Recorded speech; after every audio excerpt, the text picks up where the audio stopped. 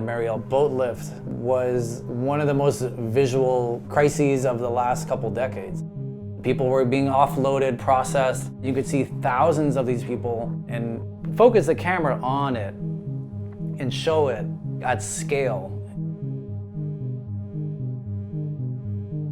When we talk about detention and how does our immigration policy work, people go directly to the US-Mexico border because visually it's a place that captivates.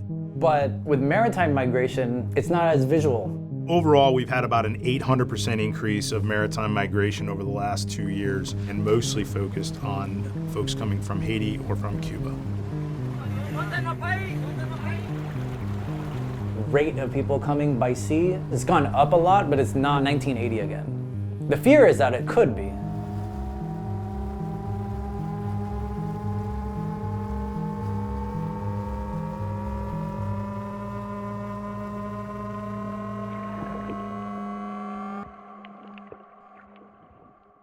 A big thing driving Cuban migration is the material conditions on the island. I mean, there's rolling blackouts, there's lack of food, there's lack of basic freedoms to petition the government. Cubans expected after Fidel Castro left power or died that things would change. Raul, his brother, stayed on for 6 or 7 years with very few changes. As a matter of fact, things continue to be very repressive. And that has created significant disillusionment in the Cuban population.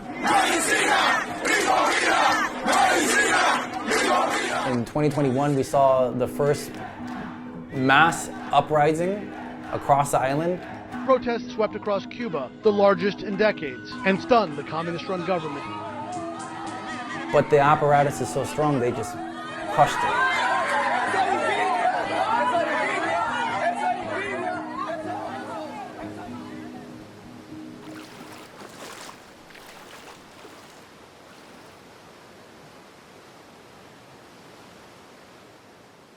The fact that Cuba is only 90 miles from Florida means that the chance of successfully setting foot on US soil and triggering a right to claim asylum and have that claim heard is actually a viable option in a way that a lot of other maritime routes can seem like Hail Marys.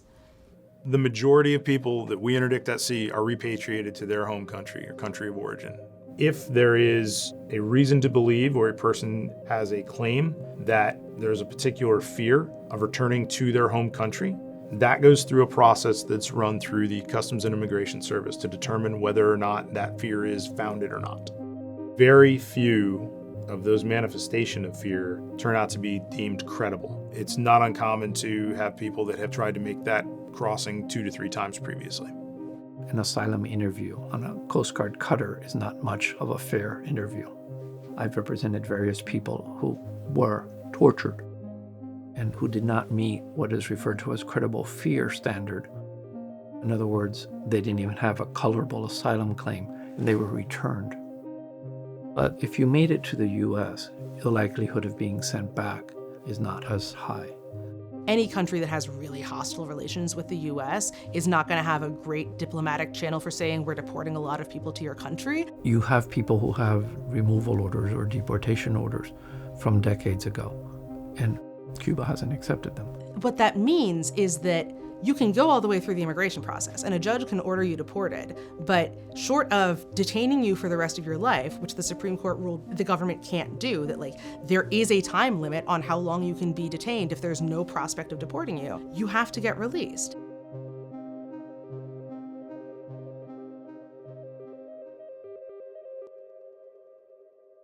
The biggest concern that I have from a national security perspective on a daily basis is not knowing who's coming across. We have come across multiple nationalities from countries that we would consider to be nefarious actors. I'm not saying the people, but I don't know what their ties are in Iran or in Syria. So when we find them on the water, I think who else is coming in that I'm not aware of? And that is why it's so important that we focus on supporting the legal, safe methods of migration that are available to folks. When we talk about immigration as a national security issue, usually that looks like without sufficient control of who is coming in, people who might have malicious designs on the US could slip in. And you could design a system that was going to minimize the number of people who were coming in without being clocked. That's not exactly the system we have. The system we have does, to a certain extent, incentivize people, especially those who don't have asylum claims, to try to evade capture.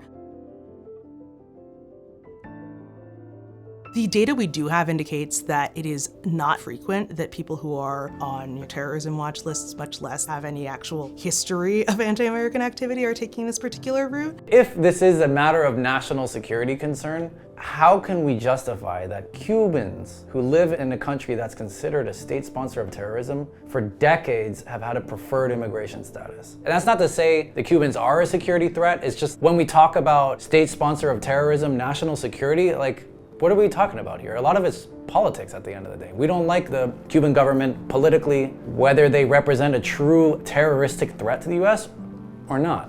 Immigration has gotten politicized because politicians who used to feel, we would say, cross-pressured, right? They had people in their coalition who were on both sides of the issue, no longer have that. Republicans no longer have a fear of business interests in the same way they fear the populist base.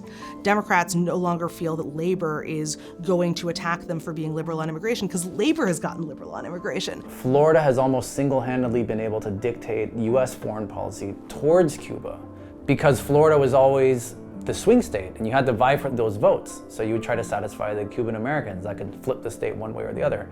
Well, now Florida is a very reliably Republican state. So then at what point does the United States say, hey, we need to make things better in Cuba, even if it means working with a government that we don't like? Could our policies improve conditions in Cuba and prevent people from coming here and becoming a domestic political issue?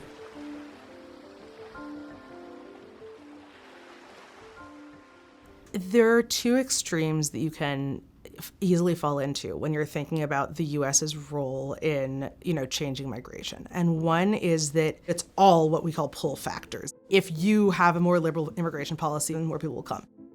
The other trap is to think that the US is entirely responsible for push factors in other countries. The only reason anyone's coming to the US is because the US's involvement has created these human rights violations. It's important to understand that the US does have agency and responsibility there, but it's really hard to identify how much of that is the US versus how much of that is things that, the country's own government is doing. It's very difficult for the US to influence Cuban developments.